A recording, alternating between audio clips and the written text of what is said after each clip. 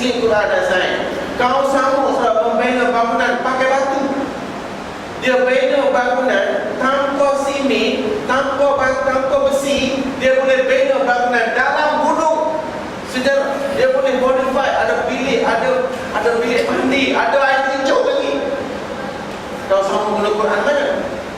Begitu juga dengan segi perubatan. Fir'aun secara dia boleh ubah orang sakit, dia hak mata kelabu, dia tidak tanpa operasi, tanpa ada operasi.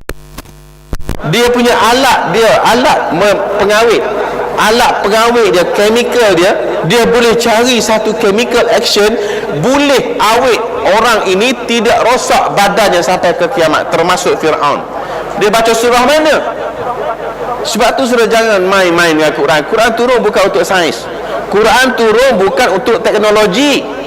Al-Quran turun untuk memberi hidayah, menyelamatkan kita daripada masuk api neraka. Bukan ubat sakit mata, bukan ubat sakit gigi, tak ada. Kalau ada Tok Bomo angkat tangan. Baik, kemudian pelajaran kita sini, apabila roh tadi berbondong-bondong keluar, Nabi Adam tanya, ya Tuhanku, kenapa sebelah hitam sebelah putih? Yang hitam itu bakal penghuni neraka, yang putih bakal penghuni syurga. Kemudian dia kumpul ramai-ramai sekali semasa kajian ini. Allah bertanya, alastu bi rabbikum? Qalu bala syahidna. Apakah aku Tuhan kamu? Mereka menjawab serentak, bala syahidna. Bala, bahkan syahidna, aku berjanji menyaksikan kamu adalah Tuhan aku. Syahid ini bergelar syahadah. Syahidna, kita panggil dia syahadah. Perjanjian pertama umat manusia dengan Allah ialah alastu bi rabbikum? Qalu bala syahidna. Maka ini perjanjian pertama, bala syahidna, telah pun kita berucap ini di hadapan Allah Subhanahu wa taala. Maka setelah itu roh tadi, jasad yang kelabu dengan hitam pekat yang putih tadi dicampur semula, masuk semula dalam sulbi Adam dan dikeluarkan semula. Tak tahu mana satu dah benih tadi. Maka kita confused, kita sudah tidak mengenali lagi siapa beriman dan siapa yang tidak beriman. Maka jadilah manusia ini menjadi umat manusia. Maka saya ulang balik dulu. Perjanjian ini tadi berlaku selama beribu-ribu tahun. Apabila kita lahir ke dunia, kita akan kembali balik kepada perjanjian pertama kita tadi. Dan perjanjian ini digelar syahadah ini sudah berlaku sekali di hadapan Allah, dan syahadah ini adalah diulang sekali lagi ketika mana kita berlaku di dunia, iaitu syahadah yang kita ucap sekarang. Itu sebab siapa yang sembahyang tidak mengucap asyhadu an la ilaha illallah wa asyhadu anna muhammadar rasulullah, sembahyangnya batal. Siapa baca khutbah tidak mengucap syahadah, khutbahnya batal. Begitu juga dengan selawat. Dua ni sudah couple, la ilaha illallah muhammad rasulullah couple. Siapa yang sembahyang tidak ada Allah masalah Muhammad, sembahyangnya batal. Siapa baca khutbah tidak Allah masalah Muhammad, khutbahnya batal. Begitu juga rukun-rukun yang lain. Dua ini tidak boleh berpisah, syahadah ini. Kemudian apabila kita mati, apabila manusia meninggal sebelum mukallaf, sebelum dia akhir balik, sebelum diletakkan beban hukum, maka dia digelar orang ini suci. Sebab apa? Menggunakan perjanjian pertama, syahadah pertama, dia masuk syurga. Misal kata anak orang bukan Islam, anak Kristian, anak Yahudi yang mati kecil, dia masuk syurga. Pasal apa? Pasal perjanjian pertama sudah berlaku. Baik, yang kita pula orang beriman ni pula setelah 15 tahun kena buat perjanjian lagi sekali. Sebab ini pusingan kedua di dunia ni, pusingan kedua kena ada pula syahadah. Ketika berumur 15 tahun tadi, kalau tidak ada syahadah yang kedua, bermakna dia kekal sebagai orang yang tidak beriman. Batal, syahadah pertama itu batal. Maka sebab itulah orang kafir dia tidak boleh masuk syurga, sebab dia tidak repeat syahadah yang kedua semasa di dunia. Maka syahadah yang pertama batal. Maka itulah dinamakan kejadian manusia yang pertama. Namanya usul. Sebab tu dalam pengajian sudah ada 3 usul. Di dalam ilmu fiqh digelar usul fiqh. Di dalam usul fiqh lah, di dalam ilmu tasawuf digelar usul tahqiq, hakikat lah, tahqiq. di dalam ilmu tauhid gelar usuluddin. Jadi 3 usul ni kena faham. Ini kaedah 3 ni kena faham.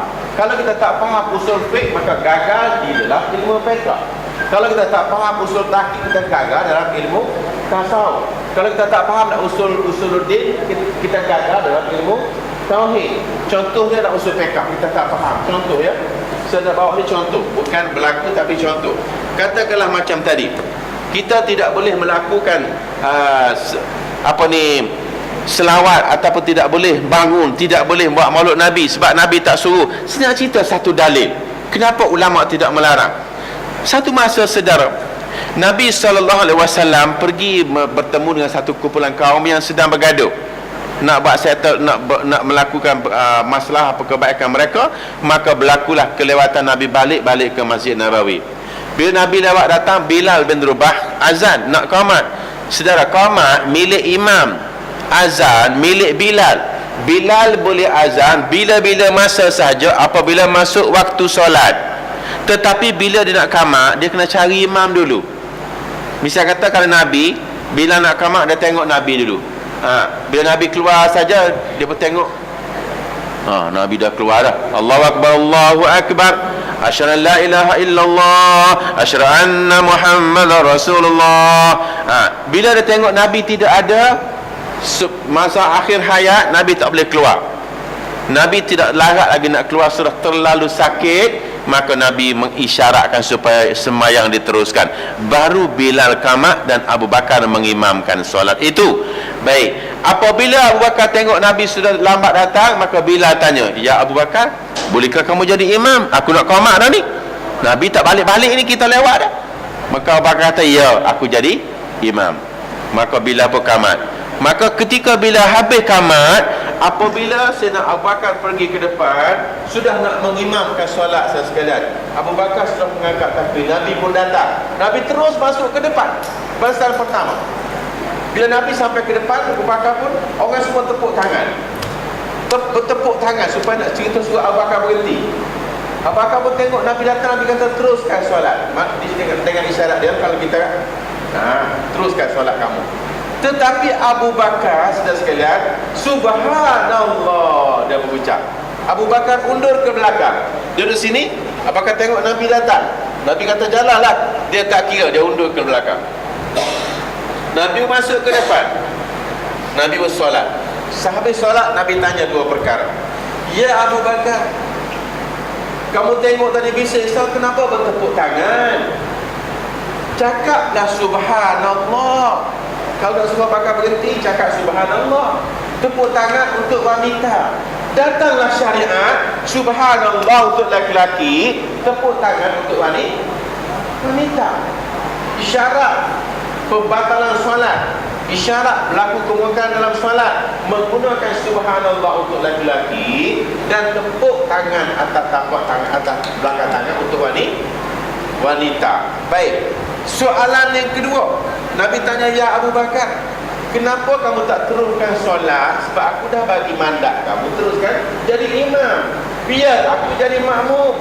Apa jawab Abu Bakar? "Ya Rasulullah, tidak layak aku sebagai anak Abi Quhafah nak jadi imam kepada Rasulullah. Mu Rasul, mulah imam." Nabi diam. Maka ulama mengambil kesimpulan, nak hormat ke Nabi tak payah suruh lah. Ni dak nak suruh Nabi perintah hormat. Secara bapak kita tak payah. Anak, boleh tak turun siang tangan bapak? Tak payahlah. Anak jumpa bapak cium tangan lah, ataupun hormat lah. Nak tunggu ada hadis Nabi, maulud Nabi. Macam tadilah, benda-benda nikmat wajib bersyukur. Kedatangan Nabi nikmat, wajib bersyukur. Tetapi kematian Nabi, wafat Nabi merupakan bala. Sebab itu tidak ada orang buat majlis kematian Nabi, tak ada. Kita pun sama saudara, macam kita kan nikah kahwin, walimatul arus, majlis kenduri kendara. Sebab apa? Majlis perkahwinan. Tu dia 2 ekor khabau, 2 ekor lembu. Sebab apa? Bergembira dapat dapat isteri bergembira, dapat suami. Hak ni pula bergembira dapat menantu laki-laki, hak ni bergembira dapat menantu perempuan. Kenduri kenara. Saudara, ada tak orang buat kenduri majlis perceraian? Ada. Kenduri kenara melahirkan majlis perceraian? Tak ada.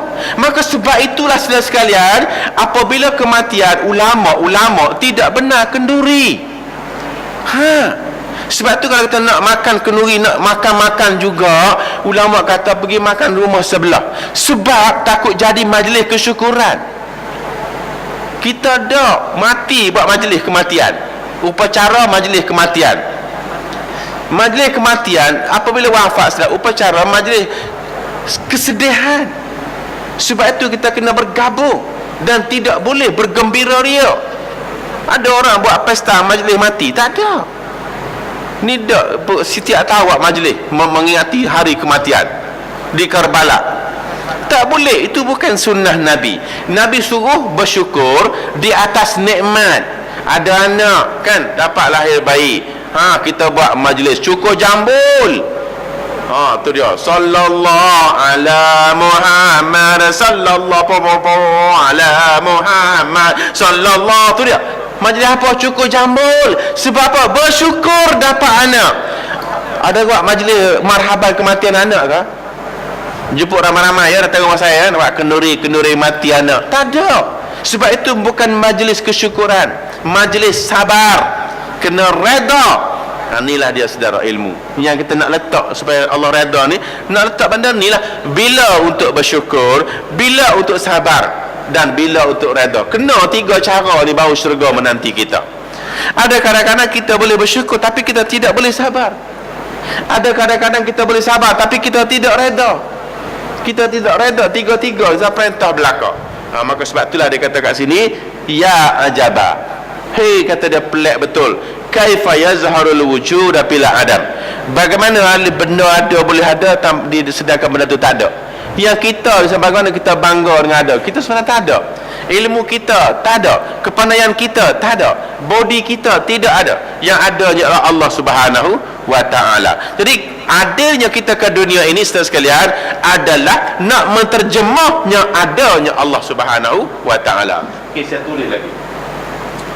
Kalau saudara tidak berapa jelas, saudara boleh angkat tangan ya. Sambungan daripada wajibal wujud, sambungan daripada zat yang wajibal wujud. Contoh sebagai berkenaan dengan zat tadi. Okey, zat yang wajibal wujud. Apabila ada zat yang wajibal wujud, maka barulah lahir semua wujud-wujud yang lain. Wujudnya roh, wujudnya malaikat, wujudnya manusia bermula dari Adam, wujudnya syurga, wujudnya neraka, wujudnya alam loh mahfuz, wujudnya ilmu, wujudnya apa lagi? Azab kubur, wujudnya alam barzakhun. Jadi saudara, benda ni setelah wujudnya zat yang wajib, wujudnya taufik dan hidayah, taufik dan hidayah, dan wujud juga iman dan takwa, Semua benda lain selain daripada Allah adalah dikira sebagai ada, dikira sebagai tidak ada. Tetapi kalau kita tak belajar ilmu tauhid saudara, kita akan berasa kita dalam kita. Kita akan berasa kita dalam kita. Terkeluar kadang-kadang kat mulut kita. Tengok, tu dia. Saya berdakwah tuan-tuan sekalian di pendalaman Sabah, 7 masuk Islam, alhamdulillah. Tu dia. Hasil daripada kesungguhan kita orang, meninggal anak dan isteri, meninggal segala kepentingan duniawi. Tu dia. Saya sanggup cuti tanpa gaji, alhamdulillah, 7 masuk Islam. Saudara, yang 7 tu bukan pasal awak. Yang 7 masuk Islam tu ialah qada dan qadar. Saudara, apakah kalau ayam tidak berkokok, matahari tidak naik? Apakah kalau pungguk tidak berbunyi, bulan tidak muncul? Saudara, yang kita pergi berdakwah itu merupakan ayam jantan sahaja. Matahari tetap terbit, Yang burung pungguk berkukuk itu sekadar burung pungguk saja, bulan tetap terbit. Hak 7 orang tadi tetap masuk Islam. Dia ditulis di rumah pun. Tetapi kalau kita tidak belajar ilmu tauhid, kita berpendapat dia masuk Islam disebabkan usaha kita punya dakwah kita, maka berlakulah kes usaha memberi bekas. Dosa besar dan silap-silap hari bulan syirik kepada Allah Subhanahu wa taala. Ini pengajaran kita. Sebab tu saya ulang banyak kali. Tak faham, tanya. Angkat tangan. Tak faham lagi. Sebab banyak mengganggu akidah kita. Macam tadilah, orang kata jangan, itu fahaman Wahabi. Dia nak mendengarnya. Ulama dah bahas lah tu. Sebab tu ulama tak marah. Macam kes masa Yasin macam Jumaat kan, baca Yasin malam Jumaat tak kena mengena dengan haram dan halal. Itu larangan Nabi. Saya buat satu contoh lagi, 2 contoh ya. Malam ni setakat nak 7 contoh, tak ada masalah. Tapi tak balik lah kita. Contoh malam Jumaat pula. Apabila hari Jumaat lah, Sayyid Ayyam bin Usman, penghulu segala minggu nama hari Jumaat. Siapa mati malam Jumaat lepas azab kubur. Malam Jumaat malam berkah. Yang berbagai-bagai fadilatnya. Jadi ulama kebetulan di zaman dulu malam Jumaat lah orang-orang tu maupun jantu. Selesai. Jadi orang alim dia bukan bodoh. Daripada duk main apa tu? Kuda kepah lah, mak iyung lah, apa tu, puteri lah, puteri. Tapi apa dia ni menawak kau orang makan kelayak belah. Itu dia main bubur lah muka dia nak pergi ni. Maka oleh sebab amalan ini amalan syirik dan khurafat, maka ulama tukar malam Jumaat kena baca Yasin. Supaya tukar budaya jahat kepada budaya yang lebih baik. Namanya Yasin. Kenapa pilih Yasin? Sebab Yasin sunat baca untuk orang mati. Jadi orang tadi itu sudah mati sebenarnya. Baik. Apabila Nabi dah duduk, seorang sahabat datang. Ini datang kat Nabi. Itu dia. Nabi kata, "Weh, saudara, apa kena ni?" Dia jawab apa? "Ya Rasulullah, malam tadi aku semayang tak berhenti-henti. Tengah hari aku puasa tak buka-buka. Malamnya aku tak sahur-sahur. Apa pasal? Aku nak cari fadilat malam Jumaat." Nabi pun jawab, "La takum bi lailatil jum'ati bi qiyamiha min bainal layal. La taqussu bi lailatil jum'ati bi qiyami min bainal layal. Jangan kamu khususkan qiyamul lail. Qiyamul lail bermakna sembahyang malam. Tahajud, saudara, bukan berzikir, bukan selawat, bukan sembahyang hajat, tapi tahajud. Jangan kamu khususkan sembahyang tahajud malam Jumaat bi qiyami, sembahyang. Qiyam bermakna sembahyang min bainal layal, sepanjang malam tanpa tidur. Itu sebab kalau kita nak bangun sembahyang malam kena tidur dulu, sebab melanggar sunnah. Yang Nabi larang ni saudara ialah sebab kati malam-malam. Wala taqussu lailatul jum'ati bi qiyami min bainal layal. Jangan kamu khususkan malam Jumaat dengan bersembahyang tanpa tidur. Kalau tidur tak ada masalah. Yang pertama, yang keduanya punya untuk tunggu pada Jumaat saja. Malam lain tak mau. Salah lah. Yang ketiga, mereka ni berpuasa, tidak buka-buka dan malamnya tidak sahur. Itu jalan ini. Nabi tanya, apa kena mu ni? Dia kata dia terlalu letih. Sebab dia siang hari berpuasa dan malamnya tak buka. Malam tadi tak sahur. Nabi jawab, "Aku Nabi, aku puasa dan aku buka. Aku Nabi, aku semayang dan aku tidur." Mari puak-puak zaman moden ni pula Nabi tidak benar baca Yasin malam Jumaat. Apa kena mengena dengan hadis ni? Apa kena mengena dengan hadis ni? Sebenarnya baca Yasin tu Al-Quran. Dia jadi haram tu pasal apa? Tak ada baca Yasin, baca Wadduha, tak masalah. Malam ni semua datang ke Masjid Baitur Rahman, kita mengamalkan bacaan Wadduha, tak ada masalah. Tukar Alam Nasrah, payah sangat, mudah sikit. Payah lagi tukar Inna Atoina. Tak ada satu kesalahan baca Quran. Tetapi hak Nabi larang ni bukan baca Quran, Qiyamul Lail. Sudah nak baca Quran memang tak ada larangan. Yang Nabi larang ni bi qiyamin min bainal layal. Hak ni satu saudara, ada 7 lagi tak balik kita. Nak ayat cerita bermakna bila salah faham saudara, macam cerita kisah Piramli lah. Kapok ada kapok, bapak mu mana bapak? Mana kapok ada? Mana saya ada kapok? Aduh, saya tanya bapak dia. Dia peka. Jadi orang cakap, Nabi cakap lain, dia hurai lain, habis rosak amalan kita. Termasuklah benda-benda yang harus bertukar menjadi haram. Termasuk budaya malam membaca Isra' Mi'raj, termasuk budaya melakukan Maulidur Rasul. Saudara, tidak kira makhluk Nabi, kelahiran ibu kita pun sunat dirayakan. Hari jadi ibu saya, tetapi jangan tiup lilin sebab tu budaya Kristian. Sembelih kambing lah. Tapi tetap sunat. Hari kelahiran anak kita, hari kelahiran ibu kita, hari kelahiran Nabi kita, sebab nak lahirkan kesyukuran, tidak salah. Hak salah ni kematian. Sebab itu mehnat. Balah tak boleh. Merayakan hari kematian tak boleh. Merayakan hari perceraian tak boleh. Tapi hari perkahwinan boleh. Sebab tu berita gembira. Boleh ni saudara, sebab saya tengok di sini ada package dengan tauhid sikit. Jadi kita package dengan tauhid.